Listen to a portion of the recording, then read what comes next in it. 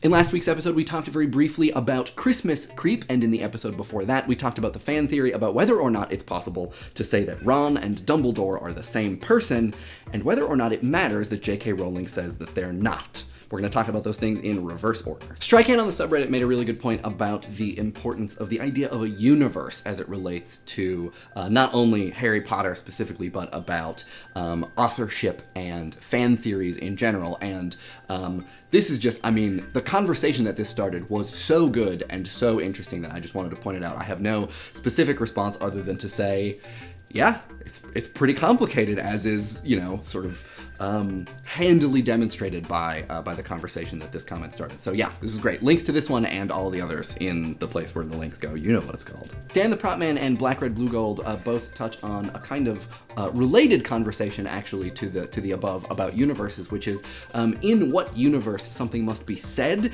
in order for it to be an instance of truth. And I find this idea that even though the author might be the ultimate authority on their work, if they are enacting that authority in the incorrect universe, i.e. Twitter, then it doesn't count for as much. It doesn't fly as far. And I think that this is a really interesting idea, and one that we didn't touch on really at all in the episode. We just sort of came at it from this place of, J.K. Rowling is the authority. So when she says things, what does it matter? And I like this way of questioning both the process and authority of the author. So yeah, this is super smart. Love this. Brimmk on the subreddit makes a really astute and I think level-headed point, which is that the reason Ron and Dumbledore are similar is not that they are the same person, but that they are just similar people. And I think that, you know, in a lot of circles you might call that good writing and could, you know, to go a long way to describe why they have the relationship that they do. And, you know, it's really interesting because in talking with people around the office, with Harry Potter fan theory aficionados and Harry Potter experts, this never once actually came up, which is, you know, I think it says something about the kind of the willingness that we have to sort of dive immediately into the deep end of fan theory. It's like you want to talk about the details and you want to talk about how things relate and you want to justify them or debunk them on those grounds. But, you know, Occam's razor also makes a lot of sense. They're similar because they're similar, and, you know, the end. To Samuel Lemmon and everyone else who enjoyed the fan theory video series that we tried out, thank you. Thank you so much. It's, you know, it's hard to try new things because, you know, there's usually a really even split of people who say, like, this is the worst and you should never do anything different ever, and people who are really excited about a change of pace or excited about trying something new. I think in the future what we're going to do is I'm going to try to figure out a good fan theory that is maybe a little bit stranger or more far afield than the ones that we have tended to do. And we'll try to do it like maybe once every 6 or 8 videos. We probably won't do another one for a while because we just did a long stretch of them where we were experimenting. I kind of want to stew on what we learned for a little while, but, you know, maybe in like 4 months or so, we can get back and figure out what a good one is. I know a lot of people wanted the Jar Jar Binks Sith Master Lord, so I'm not gonna lie, a little trigger shy on Star Wars stuff now, but we'll see. Thank you. LosMozi and Brien Malone both offer 2 really great metaphors for an author's relationship to their work. LosMozi talks about how an author is somewhat like a parent, that there are situations where it makes sense for the author to interfere in the external life of their work, but there are many situations, perhaps more, where they should just mind their own business. And then there is a metaphor about the author sort of being a gardener, that they plant something and they let it grow, and that there is a certain degree to which they are responsible for and in control of that growth, but at a certain point we have to understand that the thing is its own organism. And man, yeah, you guys, so smart. Love it. Lone Wolf takes the opposite point of view from a lot of people in the comments and says that J.K. Rowling is kind of the sole executor of her universe, that it is parts of her, it is her time that she's invested, her feelings, her thoughts. She's the person who built it, and she should be able to be the person who maintains it, and it should be consumed under sort of her direction. And I can understand this feeling, and I can understand wanting to be protective of works, but I guess my main sort of response, I don't want to say problem, my main gripe is also the wrong word. My main negative thing that I'm trying to say is that when you try to do this, it gets so difficult. It just gets nearly impossible to continue to responsibly manage a work in this way, and it's kind of like rolling a boulder up and down the hill over and over and over again.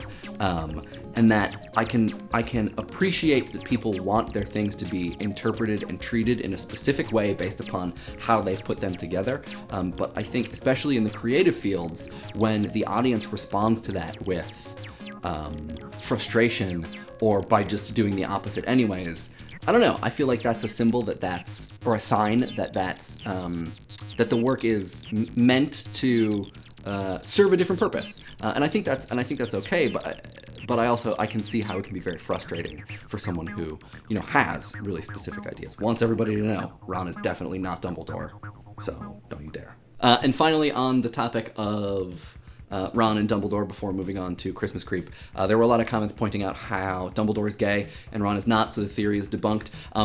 So this was addressed by Mallory Ortberg at The Toast, who has a whole Ronbledore Chronicles blog post set, which is amazing. I mean, if you don't read The Toast anyways, what are you doing? You gotta. Mallory Ortberg is the best. She said that the explanation for this is clear.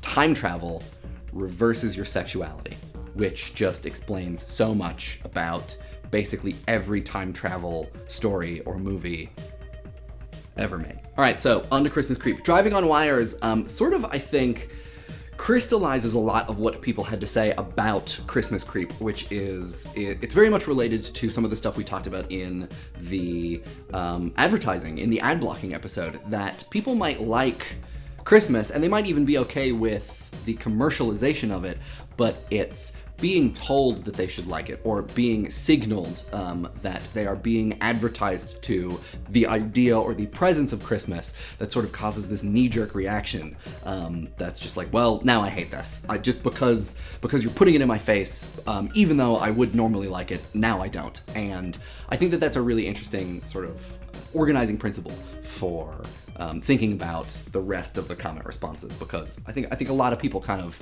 even if they don't announce it, seem to have that idea. A couple people talked about either living or being from countries where there isn't a kind of buffer holiday in the way that the United States has both Halloween and Thanksgiving, because it's when Christmas starts to come before or around those things that you really get this sense that it's stepping on another holiday's toes, that it really is too early if it crosses the border of another holiday.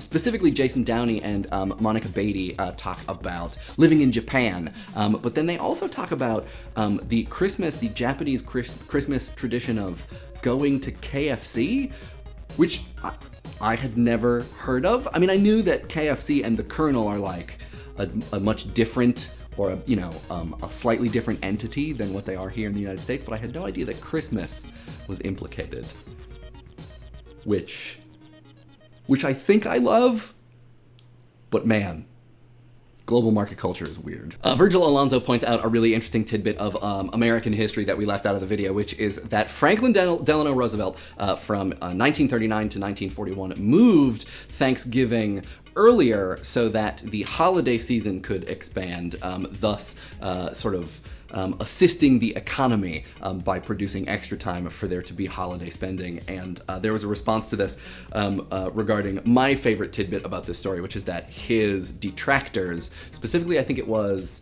the mayor of, is it the governor of New Jersey or the mayor of Atlantic City? I should have just Googled this. Called it Franksgiving after FDR. So Thanksgiving for 3 years was Franksgiving because it was earlier. Global market culture is weird, you guys. Sasha Maksimik talks about how as one gets older, one might be more patient with Christmas Creep, and I think I can get down with this. I used to be really, really resistant to Christmas Creep, and now I would say less resistant. I don't love it, but I recognize that there are things about it that are really fun, and that there are things about it that I really like, and that my family really likes, and that my friends really enjoy. And so I can look past the commercialism and the kind of almost, I don't know, like gaudiness of it, and to see that it is for other people a thing that they genuinely really enjoy. I don't like Christmas music, but I do love Chocolate-covered marshmallow and caramel Santas are like my favorite candy maybe ever in the world. The earlier those are available, it'll get me through. That'll get me through. And finally, Lan Yi talks about their experience with the Chinese New Year, which is a really huge and meaningful holiday in China, and how it is something that people prepare for and that does have a creep to it, that preparation for it and the sort of first inklings of it being on the horizon sort of move earlier and earlier, but that is maybe because people are so excited about it and because people know that they have to plan for it, that they are going to be interacting with infrastructure and economy in such a way that they need to give themselves time. And I think that this really does relate back to the first comment about being advertised to, that it sounds like I've never experienced a Chinese New Year firsthand, but it sounds like it's something that doesn't necessarily need to be or isn't as advertised as Christmas maybe is in the West, that it's not constructed and put upon